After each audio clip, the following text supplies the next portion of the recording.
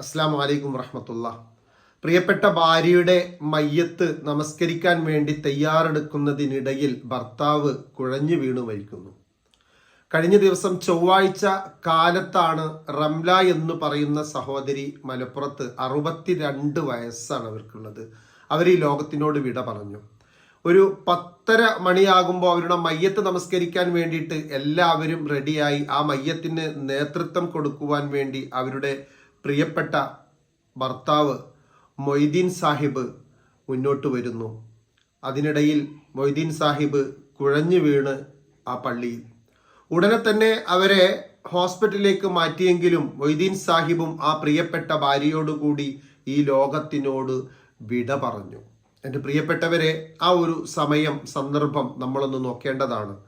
പ്രിയപ്പെട്ട ഭാര്യയോട് കൂടെ ഈ ലോകത്തിനോട് വിട പറയാൻ പറ്റുക എന്നുള്ളത് വലിയ സൗഭാഗ്യം തന്നെയായിരിക്കാം അവർക്ക്.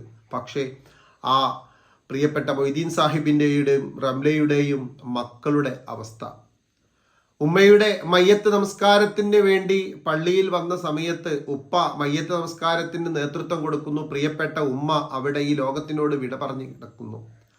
അതിനിടയിലാണ് മയ്യത്ത് നമസ്കാരത്തിന് നേതൃത്വം കൊടുക്കേണ്ട ഉപ്പ പൊടുന്നനെ കുഴഞ്ഞു വീഴുന്നത്.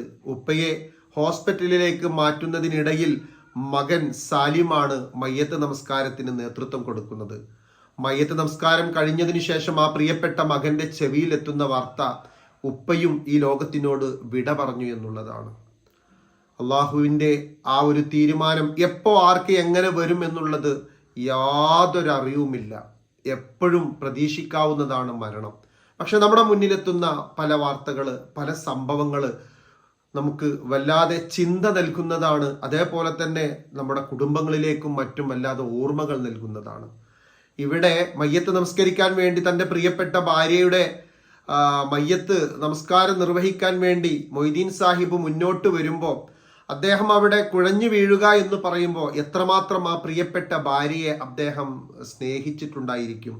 അത്രയും മാനസികമായിട്ടുള്ള സംഘർഷം സഹിക്കവയ്യാതെ ഒരുപക്ഷെ അദ്ദേഹം അള്ളാഹുവിൻ്റെ വിളിക്ക് ഉത്തരം നൽകിയതായിരിക്കാം. എന്താണെങ്കിലും ഒരുമിച്ച് ജീവിച്ച് ഈ ലോകത്തിൽ നിന്നും ഒരുമിച്ച് വിട പറയുക എന്നുള്ളത് വലിയ സൗഭാഗ്യം തന്നെയാണ്. മറ്റത് പ്രായമായി പ്രിയപ്പെട്ട ഭാര്യ പോയതിനു ശേഷം എത്ര തന്നെ ആളുകൾ വീട്ടിലുണ്ടെങ്കിലും സഹകരിക്കാനുണ്ടെങ്കിലും പലപ്പോഴും ഒരുപാട് വിഷമങ്ങൾ, അല്ലലുകൾ, ആപത്തുകൾ പറയുന്ന എത്രയോ പുരുഷന്മാരെ ഞാൻ എൻ്റെ ക്ലിനിക്കിൽ വെച്ച് കണ്ടിട്ടുണ്ട്.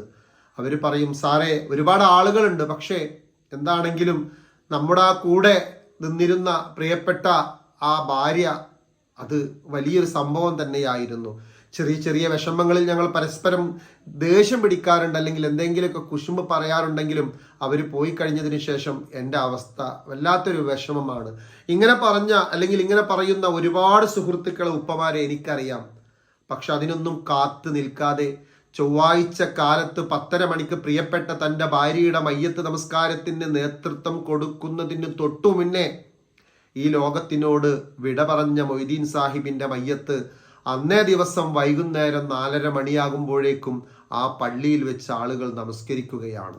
സുഹൃത്തുക്കളെ, ഇതാണ് ജീവിതം. ഇതാണ് നമ്മുടെ ജീവന്റെ വില എന്ന് പറയുന്നത്. ഒരിക്കലും ഒരു രീതിയിലും നമുക്ക് ഗ്യാരണ്ടി പറയാൻ പറ്റാത്ത ഒരു ജീവിതമാണ് നമ്മുടെ മുന്നിലുള്ളത്. ഇതെല്ലാം അറിഞ്ഞുകൊണ്ട് തന്നെയാണ് നമ്മളൊക്കെ പലപ്പോഴും പല രീതിയിൽ കുടുംബങ്ങൾ തമ്മിലും നാട്ടുകാർ തമ്മിലും സുഹൃത്തുക്കൾ തമ്മിലും അയൽവാസികൾ തമ്മിലും കൊമ്പ് കോർക്കുന്നത്. ഇത്രയും മരണവാർത്തകൾ നമുക്ക് മുന്നിൽ വരുമ്പോൾ ഒരു ചെറിയ ചിന്ത നല്ലതാണ്. ഏത് നിമിഷവും എപ്പോഴും പടച്ച റബ്ബിന്റെ വിളിക്ക് ഉത്തരം നൽകേണ്ടി വരുമെന്നുള്ളത്.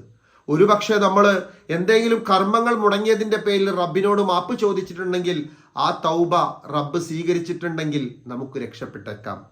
പക്ഷേ മറ്റുള്ളവരുമായി ഇടപഴകി ജീവിക്കുന്ന സമയത്ത് അനാവശ്യമായിട്ട് മറ്റുള്ളവരുടെ കുറ്റങ്ങൾ പറയുകയും അതുപോലെ തന്നെ അവരുടെ കുറവുകൾ പറഞ്ഞ് പരിഹസിക്കുകയും ചെയ്ത് മറ്റുള്ളവരുടെ മുന്നിൽ ബാധ്യത നമ്മൾ ഈ ദുനിയാവിൽ നിന്ന് ഉണ്ടാക്കി വെച്ചിട്ടുണ്ട് എങ്കിൽ അതൊരിക്കലും റബ്ബ് പൊരുത്തപ്പെട്ടു തരില്ല. മരണശേഷമാവട്ടെ പൊരുത്തപ്പെടിക്കാൻ കഴിയുകയുമില്ല. അതുകൊണ്ട് വളരെ കുറച്ചുള്ള ഈ ജീവിതത്തിൽ മറ്റുള്ളവരുമായിട്ട് ഇടകലർന്ന് ജീവിക്കുന്ന സമയത്ത് നന്മകൾ പറയുവാനും നന്മകൾ ചെയ്യുവാനും സമൂഹത്തിന് മാതൃകയാവാനും പടച്ച റബ്ബ് നമുക്ക് തൗഫീക്ക് നൽകുമാറാകട്ടെ. അതിനപ്പുറം നമ്മളിൽ നിന്ന് വിട പറഞ്ഞു പോയ പ്രിയപ്പെട്ട ആ റംല എന്ന് പറയുന്ന സഹോദരിയും അവരുടെ ഒരുപാട് ഒത്തിരി മനസ്സിൽ സ്നേഹം കൊണ്ടു നടന്നിരുന്ന പ്രിയപ്പെട്ട ഭർത്താവ് മൊയ്തീൻ സാഹിബിനും അള്ളാഹു സ്വർഗം നൽകി അനുഗ്രഹിക്കുമാറാകട്ടെ.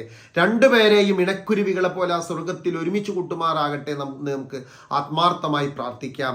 അതിനപ്പുറം അവരുടെ ബാക്കിയുള്ള തൻ്റെ മക്കളും കുടുംബങ്ങളൊക്കെ ഉണ്ട്.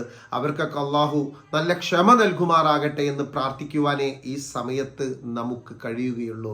പിന്നെ മൊയ്തീൻ സാഹിബ് ആവട്ടെ ചുറ്റുഭാഗത്തുള്ള ഒരുപാട് പള്ളിയിൽ മുഅദ്ദിനായിട്ടൊക്കെ ജോലി ചെയ്ത മനുഷ്യനാണ്.